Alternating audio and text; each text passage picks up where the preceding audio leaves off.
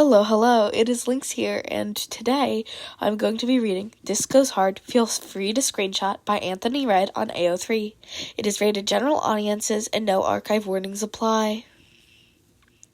So, without further ado, let's get into it. Summary, in which Aizawa has beef with a pigeon, loses, and accidentally becomes the face of an international quirk equality movement. Aizawa stared at the pigeon. It was a fluffy gray thing that sat on the UA railing like it owned the place. It didn't budge. It sat unblinking with no intention to move. In his defense, the pigeon had started it. It knew what it did. The pigeon just continued to stare at him, its beady eyes locked with his. Aizawa glared back, his coffee still clenched in his hand. The pigeon refused to move. Aizawa refused to blink first. The pigeon did not care. Had his glare lost its effectiveness after USJ? Aizawa blinked. He never registered the distant click. He would later blame the lack of coffee and sleep for the momentary lapse in attention. Within an hour, the picture had escaped the containment of the UA staff population. By lunchtime, it had become a reaction meme. Aizawa napped on his desk, oblivious, sipping a juice pouch. Shota! Mike managed while maniacally laughing. He opened his eyes. Aizawa was tempted to use a razor, except it wouldn't work. He knew from his experience that this was Hizashi's normal voice. You're famous! You managed to become an eternal meme! Hizashi threw his phone at him in explanation and immediately started cackling again. He frowned and looked at it.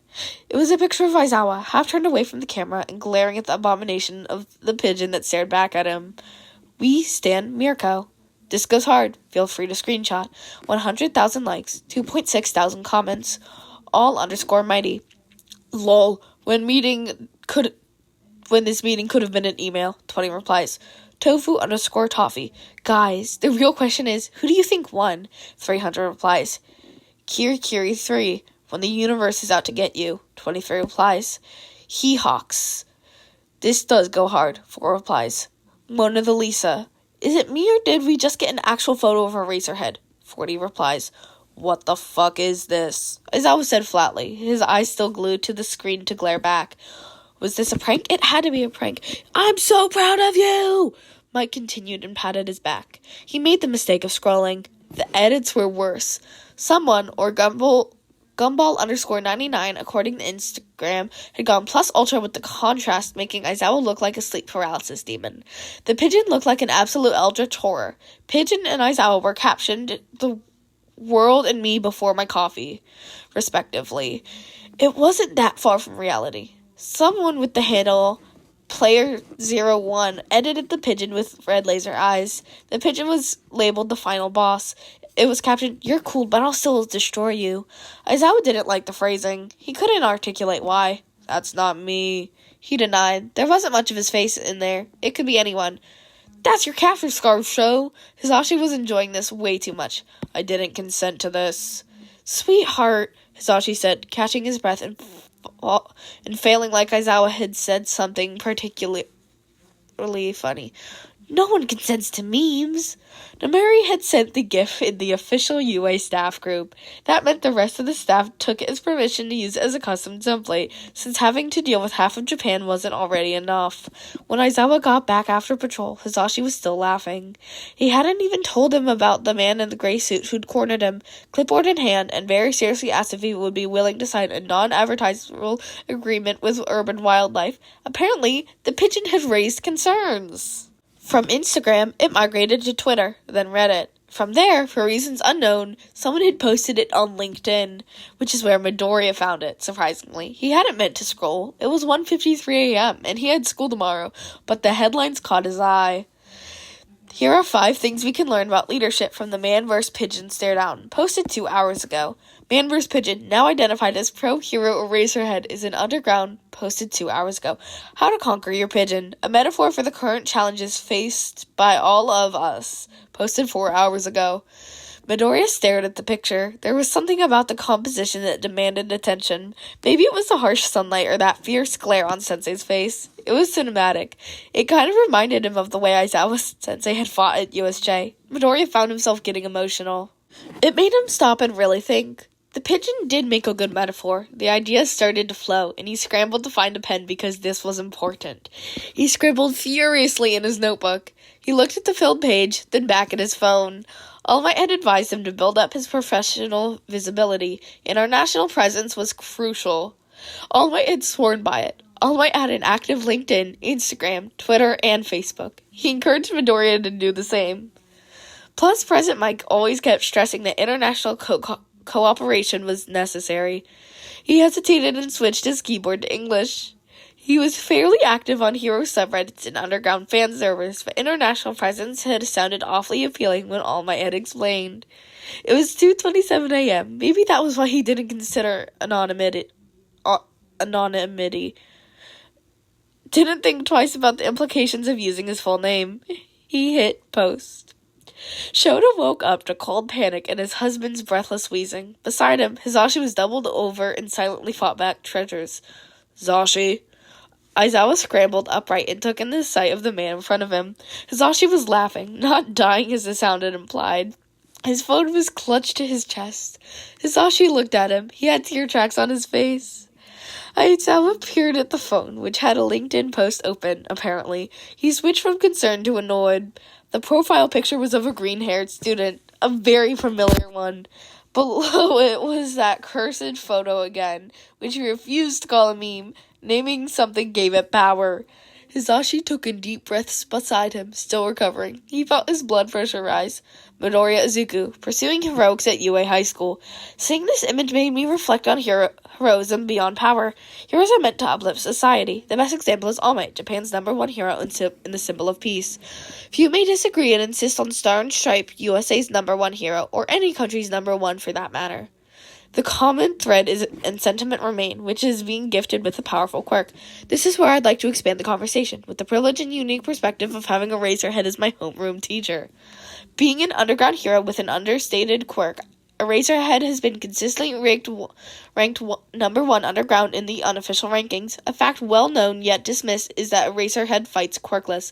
This is primarily due to the rising discrimination against quirkless individuals and what are being categorized as villain quirks. It is not a surprise, discrimination has been prevalent since the start of human society itself. But in modern hero society and its ideals, it is imperative to go beyond. Eraserhead demonstrates that pure heroism doesn't have to come from overwhelming strength, but from perseverance, discipline, and resolve. This can be seen from his record of taking down underground drug rings and trafficking rings dating years back. Watching Eraserhead fight during the USJ attack, UA High School, is what I consider to be the epitome of heroics. Observing a hero fight against 23 villains while protecting heroes in training granted us a grounding realization. Heroism, in its core, is meant to protect and stand strong, rather than merely aim to win the fight. The pigeon here can be interpreted as an internal adversity, societal pressure, or even prejudice against those who are quirkless or possess less flashy quirks.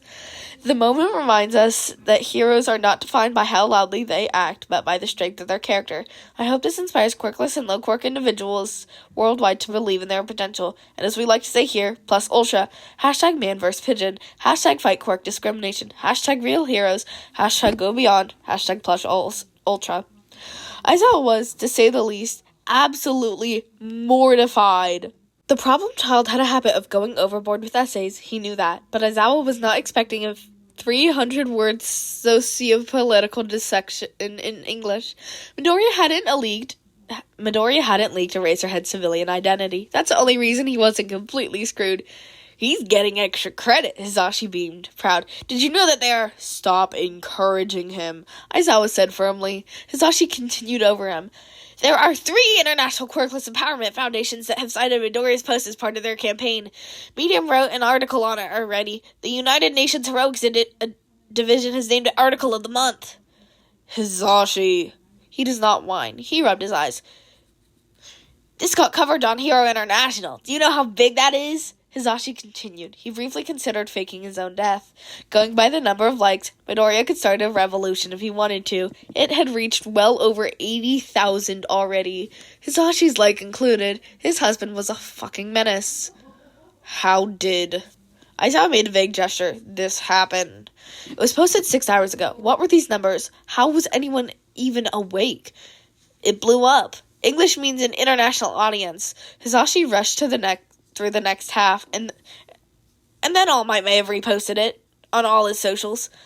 Yagi. Aizawa's eyebrow twitched. He's dead. All Might was a force to be reckoned with. Yagi Toshinori, though, Aizawa knew he could take. Wait, you can't go around killing your colleagues, and don't make me bring a shovel again. The phone blared whatever ringtone Hisashi had chosen this week, and interrupted Aizawa's plans. I Want to Break Free played at an outrageous volume. The call was from Japan National. Eyebrows up, he handed the phone back to Hisashi. Hello? Hisashi picked up. Yeah, it's President Mike. There was a pause. Oh, I can check. He looked pleased. Sure, I'll get back to you. What was it? Aizawa found himself asking. Hisashi had that wild look he got whenever he was scheming. You know, Hisashi grinned, you're hot when you're pissed off. Aizawa's eyes narrowed. Exactly like this, Hisashi said, smug. Yamada.